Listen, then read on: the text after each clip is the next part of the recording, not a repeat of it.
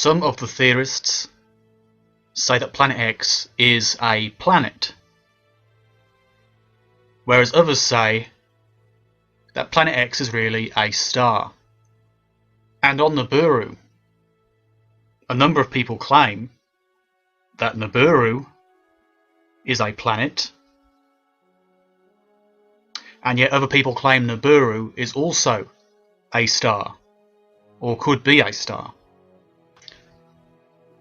There's this claim out there that they're two different objects, that Nibiru is the name of the star and Planet X is the name of the planet next to it. Alternatively, some people say that Planet X is the brown dwarf star, which is basically the small star with Nibiru in orbit.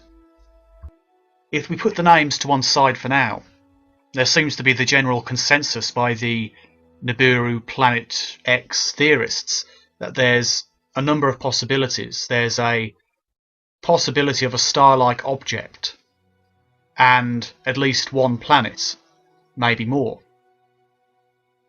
It's claimed by some theorists that there are a number of planets around this brown dwarf star.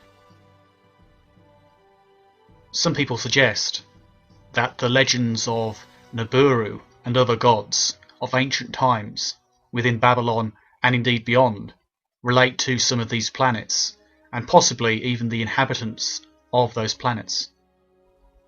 Some theories relating to the planet or planets which may be inhabited speak of UFOs and alien abduction, as well as the ancient accounts of gods being connected to the inhabitants who come to Earth to collect resources whenever that mini-solar system is on a close orbit. We estimated that this thing is traveling around 3,500 miles an hour, okay? That was our estimate of its speed. Now, it has been picking up speed, and that's the reason why we think it's going to arrive early, because when it comes around the backside of the sun, it's got to double that speed in order to attain breakaway speed to leave the sun and not wind up orbiting it. It's never orbited the sun in the past that we know of, so that means that it's going to have to attain breakaway speed to head back out into space.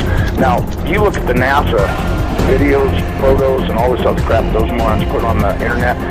This thing is coming in, it's going to, as soon as it goes around the top of the sun, it's going to go back out into space. Right. And it's going to do this really fast. When it goes past us, it's going to go past us so fast that we'll almost have no time to get ready. That's my opinion, but, you know, just drawing it out on paper a few times and thinking about it, and I went, you know, if this thing picks up enough speed to make breakaway speed, then that means it's going to come past us. You know, this thing, according to what I was told, is that this thing is approximately 47,000 miles in diameter, you know, 4 or 5 times the size of the Earth, and it'll come past us, and we won't have a lot of warning, and we won't get to see it in the sky until it's on us.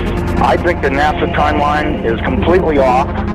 I think this thing's going to arrive much earlier than they say it is. You know, I know they're saying October, but, you know, if you look at the, you know, now, I was told that the poles are not shifting at 42 miles a year, they're shifting at 42 miles a day, and the reason is because this planet is rolling over to face this thing. Now, when it goes by, it's not going to push our North Pole away, it's going to grab our Southern Pole with its Northern Pole, and it's going to be like somebody kicked this planet in the ass.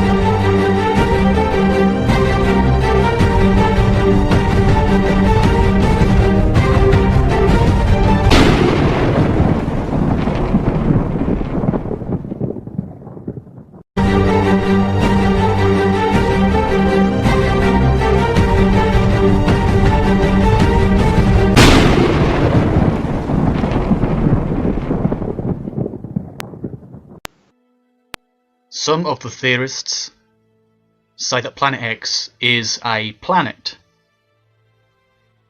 whereas others say that Planet X is really a star.